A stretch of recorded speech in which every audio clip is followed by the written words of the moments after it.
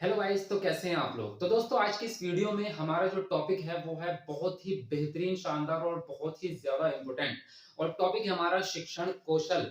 उसके अंदर सब टॉपिक है आपका शिक्षण की विधियां एवं कौशल। यानी कि शिक्षण कौशल जो होते हैं आपके टीचिंग स्किल्स, उसको सुपर टेट के सिलेबस की अगर बात करें तो उन्होंने साइकोलॉजी को, यानी कि जो आपका चाइल्ड डेवलपमेंट एंड पेडागोजी होता है, उसको 3 भागों में बाँटकर उन्होंने अलग-अलग बना दिया है। तो उसके अंदर जो है आपके 3 पार्ट कैसे-कैसे बनाए हैं। एक है आपका शिक्षण कौशल, दूसरा है आपका बाल मनोविज्ञान और तीसरा आपका जीवन कौशल। तो उन तीनों को करेंगे हम और उनके अंदर जो सब टॉपिक्स हैं, उन टॉपिक्स को लेके चलेंगे। उन्होंने जो सब टॉपिक्स बनाए हैं, उसके अंदर भी बहुत सारे टॉपिक्स हैं। जैसे कि मैं बात करूँ, उन्होंने एक सब टॉपिक आपका सिर्फ इतना दिया है, शिक्षण की विधियाँ एवं कौशल। अब इसके अंदर कौन-कौन सी विधियाँ आनी है, कौन-कौन से कौशल आने हैं, उनके तरीके क्या होंगे, बहुत सारी चीजें हैं। अब उन्होंने आगे भी बहुत सारे सब टॉपिक्स बनाए हैं। जैसे कि मैं बात करूं कि शिक्षा के क्षेत्र में नवीनतम चीजें क्या-क्या है, ये किस तरह का टॉपिक है। तो उसके अंदर उन्होंने सिर्फ ये लिखा है कि शिक्षा के क्षेत्र में क्या नया है, लेकिन उन्होंने बताया नहीं है कि वो कहाँ से आएगा। तो उसके लिए हमें क्या करना होगा, इसके लिए हमें जो है, जो हमारी नई पॉलिसीज आ रही हैं, पुरानी पॉलिसीज आ रही हैं, जैसे एनपीई 2020 है, उसी प्रकार से हमारे जो है आरटीई एक्ट है, उसके अलावा बहुत सारे ऐसी चीजें हैं जिनको जो है, जिनके अंदर से, वो पॉलिसीज के अंदर से हमें जो है शिक्षा नीतियों को उठाना पड़ेगा। किस तरह से जो है हम बच्चों को पढ़ा सकते हैं, कौन-कौन से नियम जो है हमें यूज़ करने होते हैं, कौन सी क्लास के लिए किस तरह की प्लानिंग होती है, वो सब चीज़ें बहुत छोटी बारीकी चीज़ें हैं। तो इस जो हम आज से जो सीरीज़ स्टार्ट कर रहे हैं, उसके अंदर हम बड़ी से बड़ी और छोटी से छोटी बात को डिस्कस करके चलेंगे। इसलिए क्लासेस भी लंबी होंगी और बहुत गहराई तक पॉइंट से पॉइंट उठाए जाएँगे। ऐसा नहीं है कि सिर्फ मैं आपको इन मेथड्स का इंट्रो देके और काम खत्म हो गया, क्योंकि इंट्रो से जो है छोटे एग्जाम में काम चल जाता है, बड़े एग्जाम में नहीं चलता। और अब हम एग्जाम की तैयारी कर रहे हैं सभी लेवल की, जैसे कि सुपर टेट, डीएसएसबी, केवीएस, और आपका जो है रीड काफी बड़ा हाई लेवल का होता है। उसी तरह से जो है आपका यूपीटेट भी काफी अच्छे लेवल पे होता है। सीटेट तो आपका इसी के अंदर से फुल आएगा। तो ये जो है एक कॉम्बो सीरीज चलेगी, जिसके अंदर आपको सारे एग्जाम्स की तैयारी एक साथ होगी। और एक एक पॉइंट को यूं समझ लीजिए कि इस बार जो है इसको घोल के पीना है और इसके अंदर एक भी पॉइंट को मिस नहीं करना है। तो चलिए फिलहाल हम इसको शुरू करते हैं। और आपका जो सब टॉपिक है वो है शिक्षण की विधियां एवं कौशल, टीचिंग मेथड्स एंड स्किल्स। अब इन दोनों में डिफरेंस है, ठीक। तो इन दोनों को अलग अलग ही हमें पढ़ना पड़ेगा। क्या है, टीचिंग मेथड्स होते हैं आपके जो विधि या तरीका, किसी भी काम को करने का एक तरीका होता है। जैसे कि मैं आपको बताऊं कि अब मान लीजिए आपको सब्जी काटनी है, सिंपल सा अगर एग्जांपल लें, तो सबका तरीका अलग अलग होगा। कोई जो है उसको चाकू से ऐसे ऐसे काटेगा, कोई ऐसे करके काटेगा, कोई छील के काटेगा फिर धोएगा। पहले कोई ऐसा होगा जो पहले धो लेगा उसके बाद में छीलेगा उसको। तो सबके अपने अपने तरीके होते हैं। अब बहुत सारे तरीके हैं एक ही काम को करने के। इसी तरह से पढ़ाई करने के भी बहुत सारे तरीके हैं। अब आपको जो पसंद है आप वो यूज कर सकते हैं, या आपके बच्चों को जो तरीका अच्छे से समझ आ रहा है आप वो यूज कर सकते हैं। तो इतने सारे मेथड हैं यहाँ पे जो हम पढ़ने वाले हैं। अब कौशल क्या है तो कौशल भाई ये होता है कि आपके अंदर स्किल्स, यानी कि क्या आपके अंदर काबिलियत है इन विधियों को यूज करने की। मान लीजिए किसी भी काम को करने का एक तरीका होता है। मैं कहता हूं कि एरोप्लेन चलाने का भी एक तरीका है, यानी कि उसका भी एक मेथड है। एक या दो मेथड भी हो सकते हैं, लेकिन उसको चलाना आना भी तो चाहिए। ये कौशल है।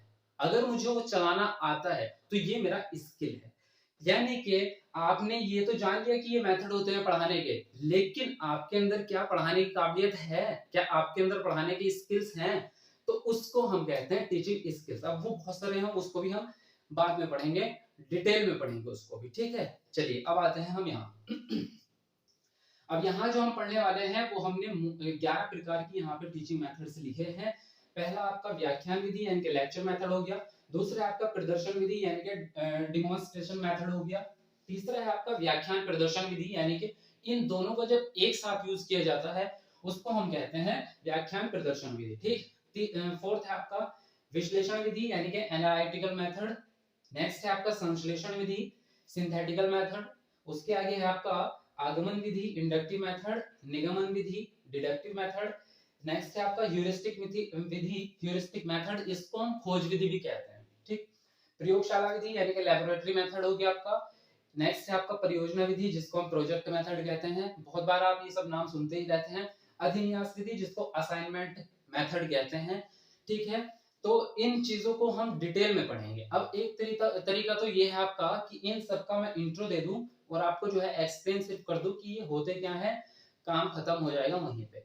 दूसरा तरीका यह है कि इनके अंदर गहराई से जाया जाए। क्या, मान लीजिए कोई भी एक मेथड मैंने पकड़ा, उसका इंट्रो की वो होता क्या है, जब उसका कॉन्सेप्ट आपको समझ आ जाएगा, अब उसको हम यूज कैसे करेंगे क्लासरूम में, उसके फायदे क्या होंगे, उसके नुकसान क्या होंगे, अगर हम उस मेथड को यूज करना चाह रहे हैं तो उसके तरीके क्या होंगे, वो सब चीजें जो है डिटेल में पढ़ना दूसरा तरीका है।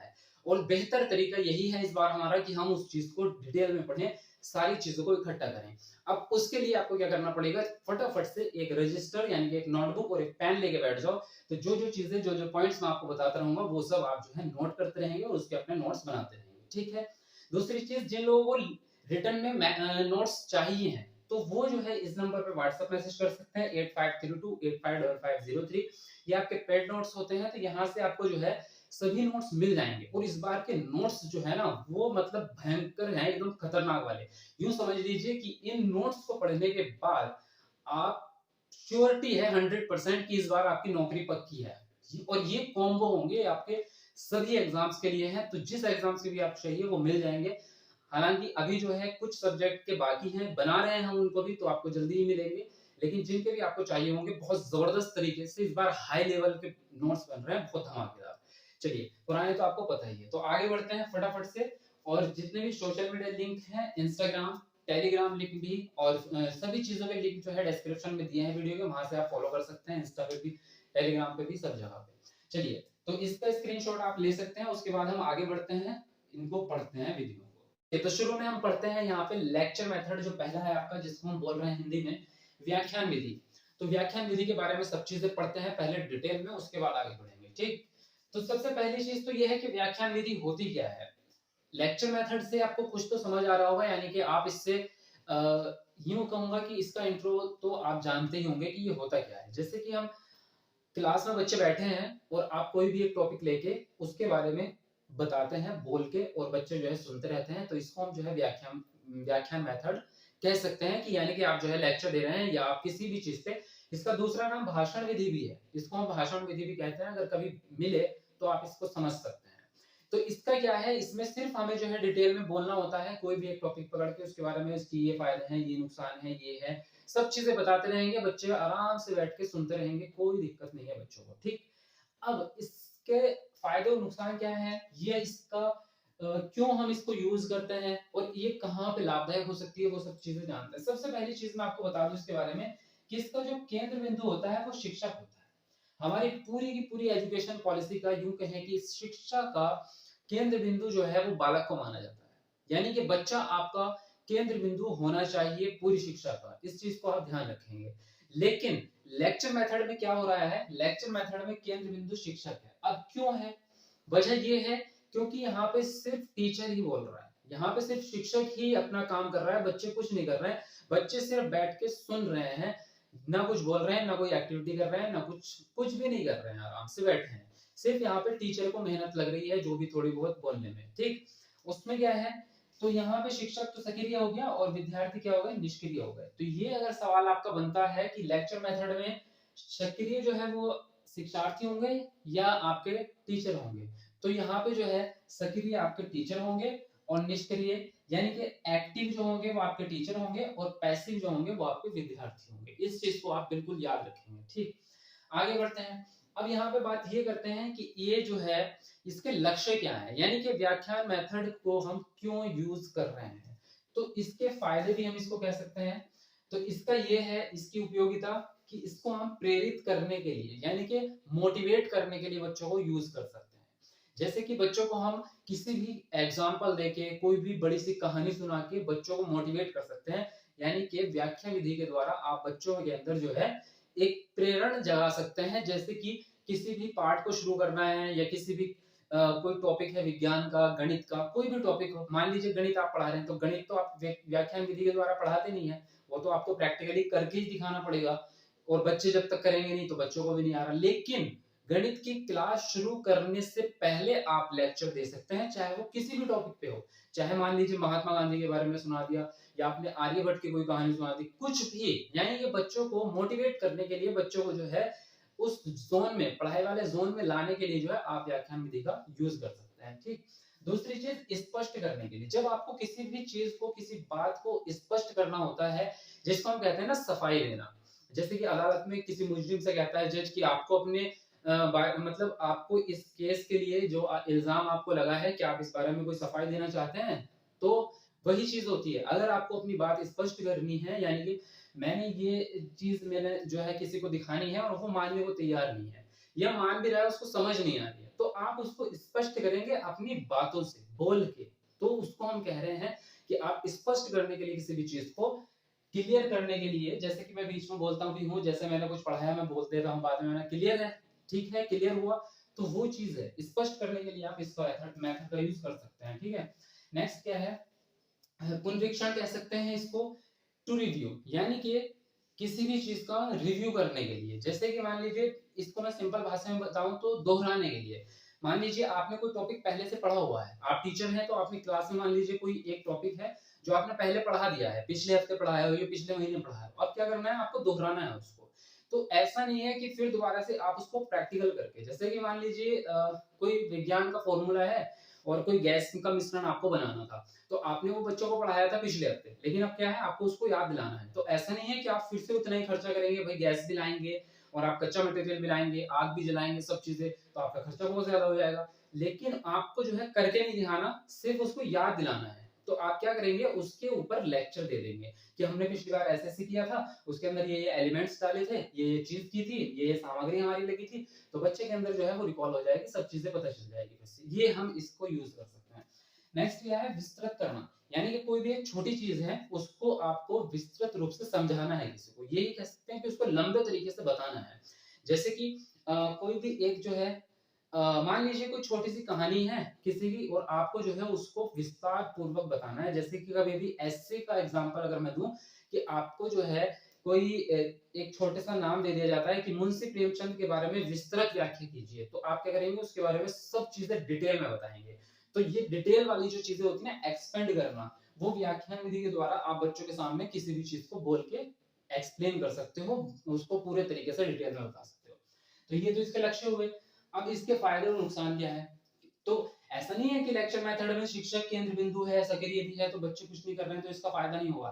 फायदा है, लेकिन कहाँ है, किस तरीके से है, ये जानना हमारे लिए जरूरी है। अब क्या है, गुण तो इसके ये है, सबसे पहले कि ये आसान होती है।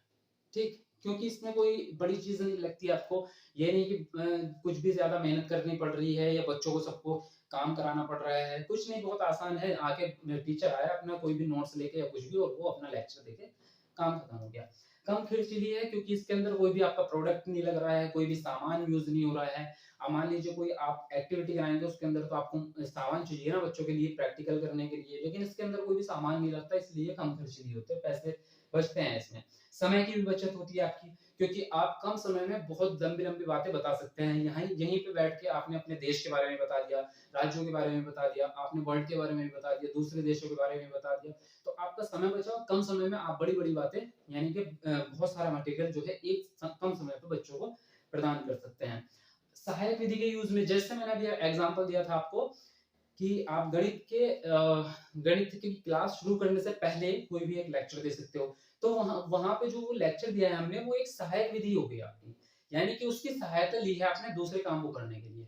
दूसरी चीज, मान लीजिए आप गणित का, या आप मान लीजिए कोई विज्ञान ही पढ़ा रहे हैं, ठीक, उसमें आप कोई प्रैक्टिकल करा रहे हैं, तो ऐसा तो नहीं है कि आप मुंह पे टेप लगा के, बच्चों के मुंह पे भी टेप लगा दिया, अपने मुंह पे भी टेप लगा दिया और बस लगे पड़े हैं प्रैक्टिकल करने में, तो क्या सब बच्चे समझ जाएंगे? नहीं ना, उसके बीच में आपको बताना ही पड़ता है। देखो, इसको जो है हमें इतने सेंटीग्रेड पे आग जलानी है, इससे ज्यादा अगर हम करेंगे तो हमारा मटेरियल जो है जल जाएगा, या वो गैस बन जाएगा। तो आपको एक्सप्लेन भी करते हैं ना बीच बीच में, आप बीच बीच में बच्चों को बताते रहते हैं कि ऐसे करना है, उसके बाद में ऐसे करना है, हमें इतना मटेरियल लेना है, ये करना है, वो करना है। तो बीच बीच में आप एक्सप्लेन कर रहे हैं, लेकिन वो है क्या, वो आपका लेबोरेटरी मेथड है, वो आपका लेबोरेटरी मेथड है, लेकिन आप उसके बीच में व्याख्या कर रहे हैं। इसका मतलब वहां पे जो व्याख्या है, व्याख्यान विधि है, वो आपकी सहायक विधि होगी। तो ये एक सहायक विधि भी होती है जो लेक्चर मेथड है, जिसका हम बीच बीच में कहीं भी यूज करते रहते हैं दूसरे मेथड्स में भी।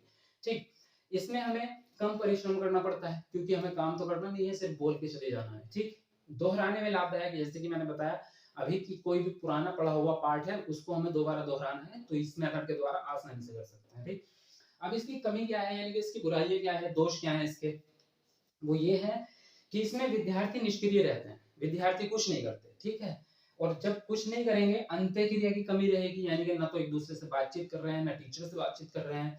तो इसमें क्या है, फिर इसमें बात ये हो जाएगी कि इसमें चिंतन की, खोज की, अन्वेषण शक्ति का कोई विकास नहीं होगा, क्योंकि इसमें तो ना बच्चे सोच रहे हैं, बस आराम से बैठे हुए सुन रहे हैं, ना तो बच्चे किसी से पूछ रहे हैं, प्रश्न कर रहे हैं, ना अपने अंदर से कोई अपनी अभिव्यक्ति कर रहे हैं, कोई सवाल माइंड में आया हो उसे पूछ लिया हो, या कोई काम कर रहे हो तो उसमें एक्टिव हो। बच्चे एक्टिव नहीं है तो इसलिए बहुत सारी चीजें रुक जाती हैं।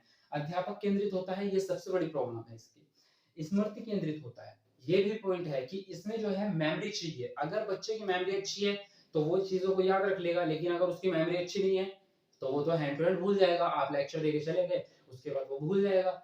और इसमें दो चीज है, इसमें स्मृति सिर्फ बच्चे की नहीं, टीचर की भी चाहिए। इसमें टीचर जो लेक्चर देने आया है, बहुत बड़ी मान लीजिए कोई भी किसी भी टॉपिक पे, तो उसको उसके बारे में सारी चीजें याद होनी चाहिए ना। अगर वो बीच में भूल गया, उसकी स्मृति अच्छी ना हुई, तो उसका लेक्चर तो बीच में बंद हो जाएगा। तो ये चीज भी है, दोनों की चाहिए, बच्चे की भी और टीचर की भी। फिर छोटी कक्षाओं के लिए अनुपयोगी है, यानी कि छोटे बच्चों के लिए कोई काम नहीं आती। लेक्चर मेथड हमेशा बड़े बच्चों के लिए ही काम आता है, क्योंकि छोटे बच्चों का कॉग्निटिव डेवलपमेंट यानी कि संज्ञानात्मक विकास जो होता है, सोचने समझने की शक्ति, कल्पना करने की शक्ति, वो कम होती है। इसलिए बच्चे जो है लेक्चर से नहीं समझ पाते, उनको करके, उनको एक्टिवेट करके, यानी कि प्रोजेक्ट मेथड के द्वारा करके सीखने के द्वारा, इस तरीके से बच्चे, छोटे बच्चों को सिखाया जाता है। तो ये मेथड जो है ये छोटे बच्चों के लिए नहीं है। ठीक, अब इसको अगर यूज करें हम व्याख्यान विधि को, तो किन चीजों का हमें जो है ध्यान रखना पड़ेगा, वो मैं आपको लिखा नहीं है, मैं ऐसे ही बता रहा हूँ। उनमें हमें कुछ चीजें अपनी तरफ से आप खुद भी सोच सकते हैं। पहली चीज, सबसे पहली चीज ये है कि जो लेक्चर आप देने आ रहे हैं उसका पूरा पूरा कंटेंट आपके पास होना चाहिए। ऐसा नहीं कि बस चल दिए उठा के और आपके पास ना नोट्स है, ना कोई बुक है, ना आपको उसके बारे में पूरी नॉलेज है, तो आप लेक्चर नहीं दे पाएंगे, उसका कोई फायदा नहीं होगा। दूसरी चीज, जो आप बच्चों को जो लेक्चर देने जा रहे हैं जिस टॉपिक पे, वो इंटरेस्टिंग होना चाहिए, यानी कि वो बच्चे, जो आपकी ऑडियंस है, जो बच्चे हैं आपके, उनको इंटरेस्ट होना चाहिए उसमें, तभी आपके लेक्चर का फायदा होगा, वरना कोई मतलब नहीं है। सो जाते हैं लेक्चर में सब लोग। ठीक, लेक्चर में इंटरेस्ट तभी आता है अगर उनके इंटरेस्ट की चीज होती है। ठीक है, जैसे कि अभी आप हमारी ये वीडियो देख रहे हैं, अगर आपको इंटरेस्ट नहीं होगा तो आपको मजा ही नहीं आएगा। भले ही इसमें कितनी भी नॉलेज की चीजें हैं, कितनी अच्छी चीजें हैं, लेकिन अगर आपके यूजफुल नहीं है, आपको टीचिंग एग्जाम्स नहीं देना, आपको तो एसएससी एग्जाम देना है, तो आपके किसी काम की नहीं है। तो ये बहुत सारी चीजें होती हैं। ठीक है, इंटरेस्ट होना जरूरी है। दूसरी चीज, एज के अकॉर्डिंग होनी चाहिए, यानी कि बच्चों का जो एज लेवल है उसके अकॉर्डिंग आपका लेक्चर होना चाहिए। अब मान लीजिए आपके बच्चे जो है हाई स्कूल के हैं, तो आपका लेवल हाई स्कूल वाला होना चाहिए। आपके पास बच्चे हैं पीएचडी लेवल के, तो आपका लेवल जो है हाई होगा लेक्चर मेथड। ठीक है, तो इन चीजों का जो है हमें इस चीज का ध्यान रखना होता है लेक्चर मेथड को यूज करते हुए। ठीक है, अब नेक्स्ट जो है हमारा अगला मेथड हम करेंगे, तो आज के लिए इतना काफी है। नेक्स्ट मेथड को नेक्स्ट वीडियो में करेंगे। इसी तरह से आपकी क्लासेस चलती रहेंगी। ठीक है, तो जो लोग भी नए हैं भाई, तो चैनल को सब्सक्राइब करके बेल आइकन को दबा लेना, उससे नोटिफिकेशन आपको मिलती रहेंगी और नेक्स्ट क्लासेस भी मिलती रहेंगी। ठीक है, वीडियो लाइक शेयर जरूर करें, और जिन लोगों को नोट्स लेने होंगे वो इस नंबर पे व्हाट्सएप मैसेज कर सकता है। सभी लोग अभी से तैयारी करेंगे तो बेस्ट तैयारी होगी, और साथ में जुड़े रहें, वीडियो को शेयर भी करें, कमेंट करके जरूर बताना कैसी लगी वीडियो। ठीक है, चलिए मिलते हैं आपको नेक्स्ट वीडियो में, तब तक